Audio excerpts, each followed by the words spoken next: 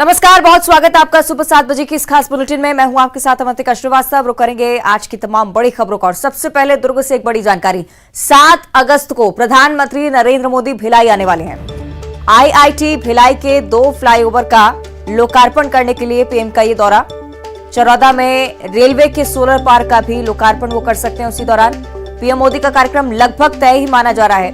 PMO ने IIT Bhilai को सूचना भी दे दी। इसके लिए प्रोटोकॉल जारी होना फिलहाल बाकी है, लेकिन प्रशासन पूरी तरह से अलर्ट है। पीएम के दौरे की जल्द ही तैयारियां शुरू भी होने वाली हैं। तो दुर्ग को लेकर ये बड़ी जानकारी। प्रधानमंत्री नरेंद्र मोदी 7 अगस्त को भिलाई आने वाले हैं। आईआईटी भिलाई का लोकार्पण, फ्लाईओवर का लोकार्पण करेंगे। साथ ही साथ चरौदा में रेलवे के सोलर पार्क का भी लोकार्पण कर सकते हैं। विधिवत कार्यक्रम जो भी रहेगा वो अभी पीएमओ की तरफ से शेड्यूल्ड नहीं है। हालांकि दौरा उनका लगभग तय माना जा रहा है।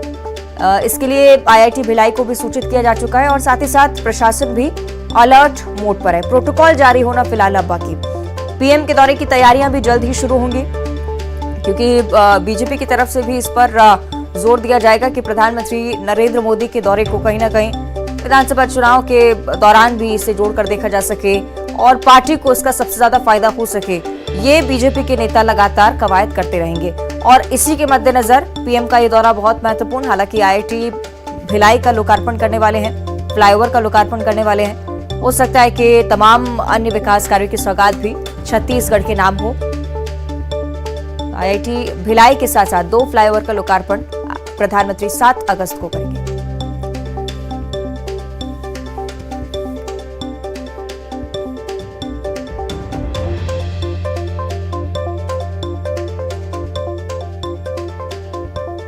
दुर्ग से बड़ी जानकारी। 7 अगस्त को भिलाई आ सकते हैं प्रधानमंत्री मोदी। प्रोटोकॉल जारी होना हालांकि बाकी, लेकिन प्रशासन इसके लिए पहले से अलर्ट है। आईआईटी भिलाई को सूचित कर दिया गया है। आईआईटी भिलाई के साथ साथ 2 फ्लाईओवर का लोकार्पण करना है और आईआईटी को भी इसके लिए सूचित किया जा चुका है। तमाम तैयारियां पूरी करने के निर्देश। सहयोगी मिथिलेश ज्यादा जानकारी देंगे। मिथिलेश, क्या माना जाए, लगभग तय है ये दौरा?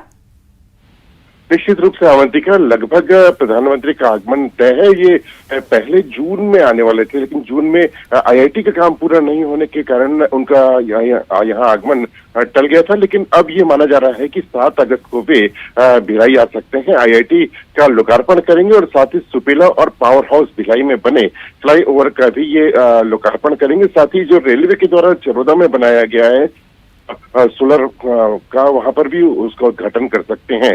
प्रोटोकॉल जारी होना अभी बाकी है, लेकिन लगभग ये माना जा रहा है कि उनका आगमन तय हो चुका है। बस एक औपचारिकता रहेगी कि प्रोटोकॉल जारी हो जाएगा। उसके बाद वो यहाँ पर प्रशासन जो है वो तैयारियों में बढ़ जाएगा। हालांकि प्रशासन अभी पहले से ही अलर्ट है, लेकिन जब प्रोटोकॉल जारी हो गए तो निश्चित रूप से फिर एक बड़े स्तर पर तैयारी की जाएगी, क्योंकि लोगों को काफी एक्साइटमेंट है। आईआईटी भिलाई जो है वहां पर इसका लोकार्पण होने वाला है। ये माना जा रहा है कि प्रधानमंत्री जो है वो 7 अगस्त को पहुंचेंगे और डायरेक्ट आईआईटी कैंपस में वे उतरेंगे हेलीकॉप्टर से और वहां पर उसका लोकार्पण करेंगे। तो मिनट टू मिनट इनका कार्यक्रम जारी होगा। उसके बाद ये मालूम चलेगा कि वो कौन कौन से कार्यक्रम में शामिल होंगे। अवंतिका, ठीक है, बहुत शुक्रिया आपको मिथिलेश इस पूरी जानकारी के लिए।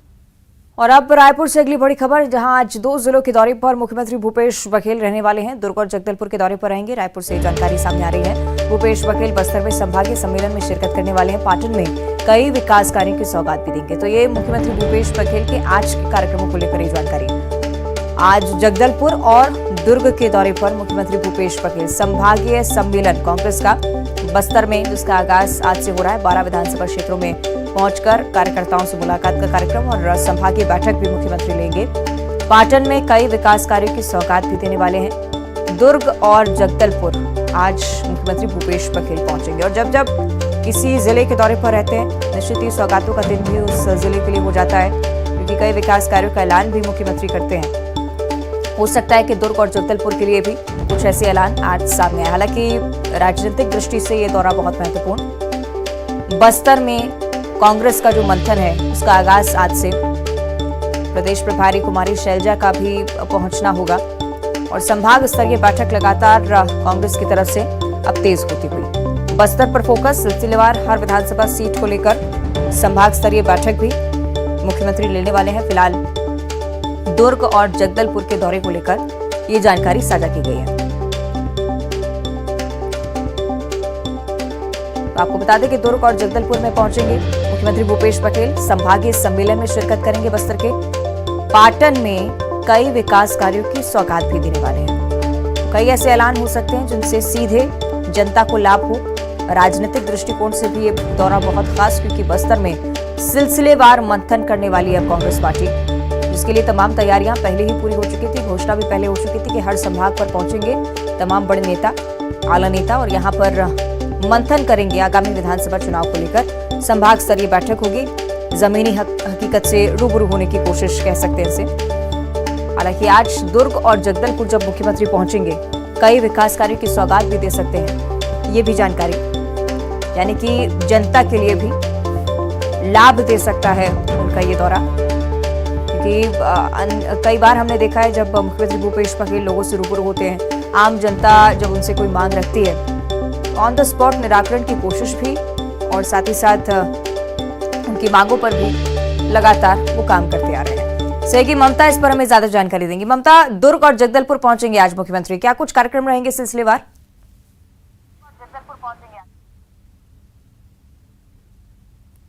बिल्कुल, देखिए मुख्यमंत्री भूपेश बघेल 11:30 करीबन जो है वो यहाँ से रायपुर एयरपोर्ट से रवाना होंगे जगदलपुर के लिए, और उसके बाद में वहाँ जगदलपुर पहुँचेंगे। और जगदलपुर में वहाँ पर संभाग स्तरीय कार्यकर्ता सम्मेलन है, जिसमें शामिल होने के लिए कांग्रेस की प्रदेश प्रभारी कुमारी शैलजा आई हुई हैं। सभी मंत्रियों, विधायकों और इसके साथ ही जो पदाधिकारी हैं, जिलाध्यक्ष हैं, उन्हें इसमें शामिल होने के लिए कहा गया है। और यहाँ पर जो है आने वाले विधानसभा चुनाव को लेकर रणनीति बनेगी, रोड मैप तैयार होगा। बस्तर की सारी सीटें जो है वो कांग्रेस के पास में है, बस्तर और सरगुजा, तो कैसे जो है ये आने वाले विधानसभा चुनाव में भी यही सीटें कांग्रेस के पास हो, इसको लेकर खासतौर पे अगर हम बात करें तो जमीनी हकीकत भी खंगाली जाएगी। क्योंकि जब आप विपक्ष में रहते हैं तो कोई बात और होती है, और जब सत्ता में होते हैं तो आपके साथ में एक्सपेक्टेशन बहुत ज़्यादा बढ़ जाती है, तो ऐसे में एक चुनौतियाँ भी बढ़ जाती है। दूसरी तरफ अगर हम बात करें तो उसके बाद में 12 बजे वो बस्तर संभाग स्तरीय सम्मेलन से रवाना के बाद से 12 से 3 बजे तक ये सम्मेलन चलेगा, और उसके बाद में 3 बजे वो वहाँ से रवाना होंगे और रायपुर पहुँचेंगे। रायपुर से जो है वो सीएम हाउस आने के बाद में कुम्हारी जाएंगे बाई रोड पाटन, और यहाँ पर विभिन्न जो विकास कार्य है उसका लोकार्पण करेंगे।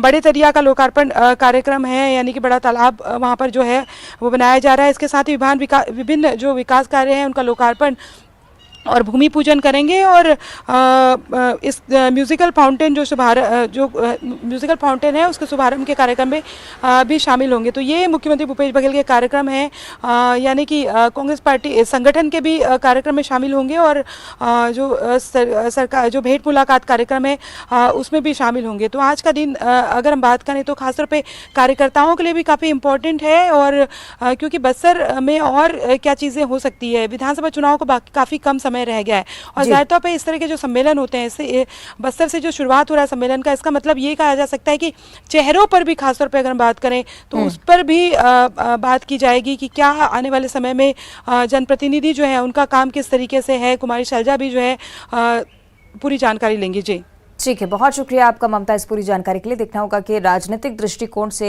ये दौरा कांग्रेस पार्टी को कितना लाभान्वित करता है। आगे बढ़ते हैं बलौदाबाजार से अगली बड़ी खबर, जहां बाइक पर स्टंटबाजी का एक और वीडियो सामने आया है। डीएसपी अभिषेक सिंह की गाड़ी के सामने स्टंटबाजी की जा रही थी। स्टंटबाजों पर पुलिस ने फौरन कार्रवाई की और चालान काटा गया है। न सिर्फ बलौदाबाजार बल्कि छत्तीसगढ़ से अक्सर इस तरह की तस्वीरें सामने आती हैं, और एक बार फिर से वीडियो आप देखिए किस तरह से बाइक पर स्टंटबाजी की जा रही थी। डीएसपी अभिषेक सिंह की गाड़ी ठीक पीछे थी, और इतने बेखौफ लोग थे, देखिए खुलेआम सड़कों पर स्टंट करते हुए नजर आते हैं। स्टंटबाजों का फौरन चालान काटा गया। कार्रवाई मौके पर ही की गई, जिससे सबक ले सकें लोग कि ऐसा करना जीवन के लिए भी घातक हो सकता है, जान पर भारी पड़ सकता है। बलौदाबाजार की तस्वीरें आप देखिए, सोशल मीडिया पर भी अब लगातार वीडियो वायरल होता हुआ, और ये संदेश भी पुलिस की इस कार्रवाई की तरफ से सामने आया है कि अगर इस तरह से ट्रैफिक नियमों का उल्लंघन किया जाएगा और स्टंटबाजी के अगर इस तरह से सिलसिलेवार वीडियो सामने आते रहते हैं तो सख्त कार्रवाई के लिए पुलिस भी फौरन तैयार रहती है। डीएसपी की गाड़ी पीछे चल रही थी, सामने ये 3 युवक गाड़ी पर सवार, जिसमें से एक स्टंटबाजी करते हुए बाइक पर खड़े होने की कोशिश करता है।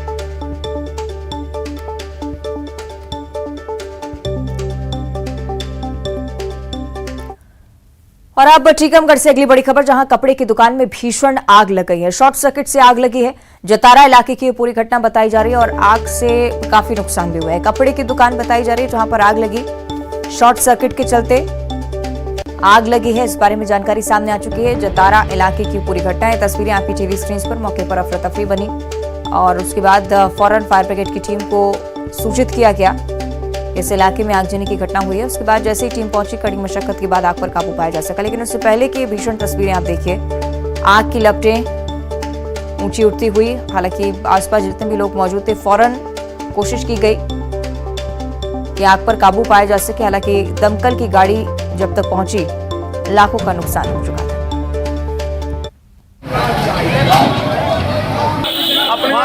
ये तस्वीरें आपको लगातार दिखा रहे हैं। मौके पर बड़ी संख्या में लोग मौजूद थे।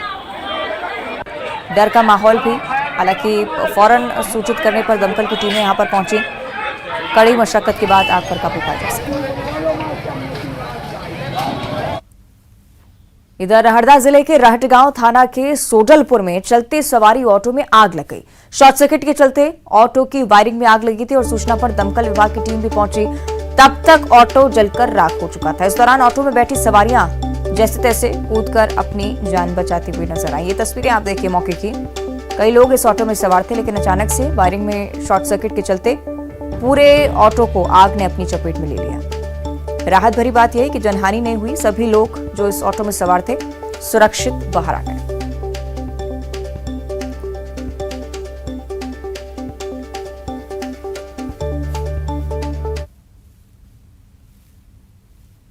आगे बढ़ते हैं धमतरी से अगली बड़ी खबर, जहां जुए के अड्डे पर छापामार कार्रवाई की गई है। फुटहा खार गांव में पुलिस ने फौरन दबिश देते हुए 5 जुआरियों को जुआ खेलते हुए रंगे हाथों गिरफ्तार किया है। मौके से 51,000 नकदी जब्त हुई है।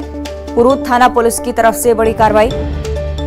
जुए के अड्डे पर छापा। धमतरी से बड़ी जानकारी। फुटहा खार गांव, जहां पर पुलिस ने दबिश दी, 5 जुआरियों को मौके से गिरफ्तार किया। 51,000 नकद जब्त हुए।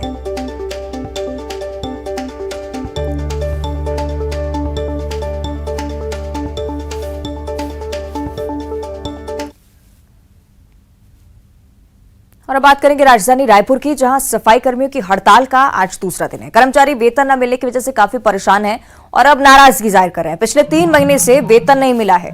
सफाई कर्मचारियों का कहना है कि मेयर और निगम आयुक्त को पत्र लिखकर कई बार वेतन की मांग भी कर चुके हैं, लेकिन अब तक कोई कार्रवाई नहीं हुई है। हड़ताल के कारण सफाई व्यवस्था राजधानी में ठप पड़ी हुई है।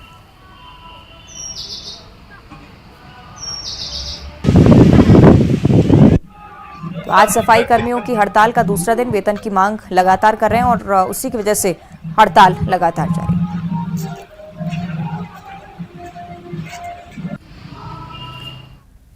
इधर प्रदेश भाजपा मुख्यालय में गुरुवार को अनुशासन समिति की बैठक हुई है और उस दौरान समिति ने 2 दर्जन से ज्यादा नेताओं की शिकायतों, निलंबन और निष्कासन पर मंथन किया। इसमें कुछ नेताओं का निष्कासन और निलंबन समाप्त कर घर वापसी कराई गई है। जिन मामलों में समिति ने माना है कि नेताओं ने पार्टी की गाइडलाइन तोड़ने का काम किया है, उनका मामला संगठन को भेज दिया गया है। और उसके बाद सागर के महापौर पति सुशील तिवारी को प्रदेश भाजपा कार्यसमिति के सदस्य पद से निष्कासित कर दिया गया।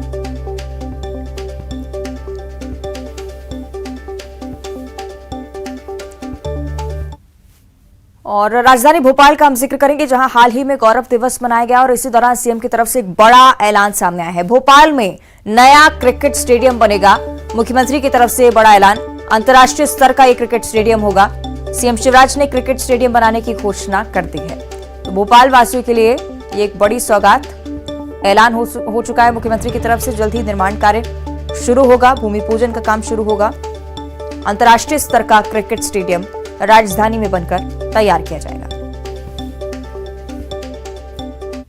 भोपाल में एक बहुत अच्छा क्रिकेट स्टेडियम होना चाहिए कि नहीं?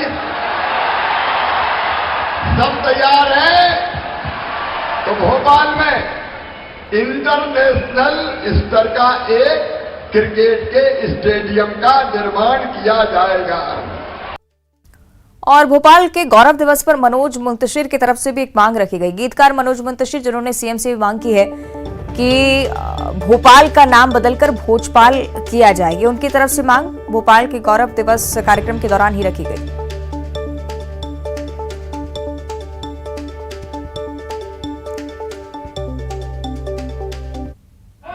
जो परम शिव भक्त थे, आज मध्य प्रदेश पर शिव का राज है। भोपाल का नाम बदलकर भोजपाल अब नहीं होगा तो कब होगा? मैं एक बार फिर माननीय मुख्यमंत्री जी के सामने ये मांग दोहराना चाहता हूं, क्योंकि ये मेरी मांग नहीं है, ये मेरे भोपाल के साथियों की, मेरे भोपाल के भाइयों बहनों की मांग है। अगर आपको भी लगता है कि शिव के राज में भोपाल का नाम बदलकर भोजपाल होना चाहिए, तो कड़कती हुई तालियों के साथ हाथ उठाकर बताएं कि मैं सही कह रहा हूं।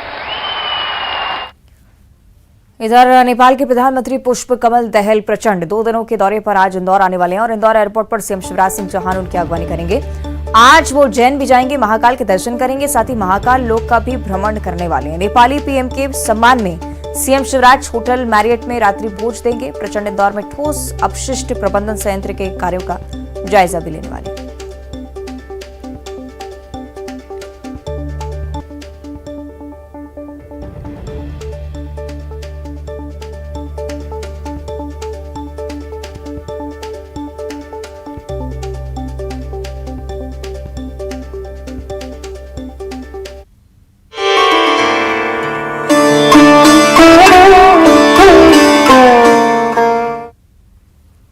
रायगढ़ की अब चर्चा, जहां 3 दिवसीय राष्ट्रीय रामायण महोत्सव का आज दूसरा दिन है। कल मुख्यमंत्री भूपेश बघेल ने कार्यक्रम का शुभारंभ किया था।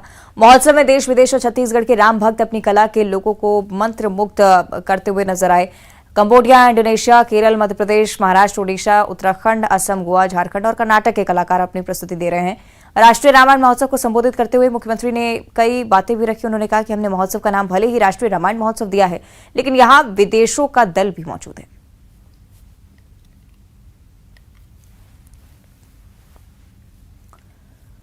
और अब सूरजपुर से अगली बड़ी खबर, जहां बेकाबू ट्रक घर में जा घुसा है। हादसे में एक मासूम की मौत हो चुकी है, जबकि 3 साल की बच्ची की मौत की जानकारी, साथ ही साथ अन्य लोग भी गंभीर रूप से घायल हुए हैं। जगतपुर गांव की पूरी घटना, सूरजपुर का ये पूरा हादसा आपको हम बता रहे हैं। बेकाबू ट्रक घर में जा घुसा। हादसे के वक्त कई लोग अंदर मौजूद थे।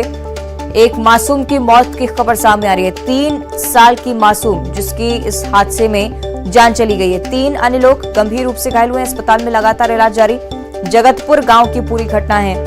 हो सकता है कि लापरवाहीवश ये पूरा हादसा हुआ हो। ड्राइवर की तलाश में भी पुलिस लगातार जुटी हुई। सख्त कार्रवाई अब ड्राइवर के खिलाफ होगी। और भिलाई से अगली बड़ी खबर, जहां टैक्स भुगतान के लिए निगम को 76 चेक दिए गए थे, जो कि बाउंस हुए हैं। संपत्ति कर के भुगतान के लिए चेक दिए गए थे और निगम ने अब फिर से 3 दिन की मोहलत दी है। ब्याज और पेनल्टी समेत पूरी राशि जमा करने की चेतावनी निगम की तरफ से। टैक्स जमा नहीं होने पर कानूनी कार्रवाई की जाएगी, ये बड़ी बात निगम की तरफ से कही गई।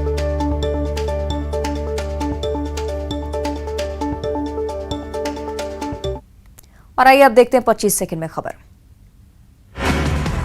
नेपाल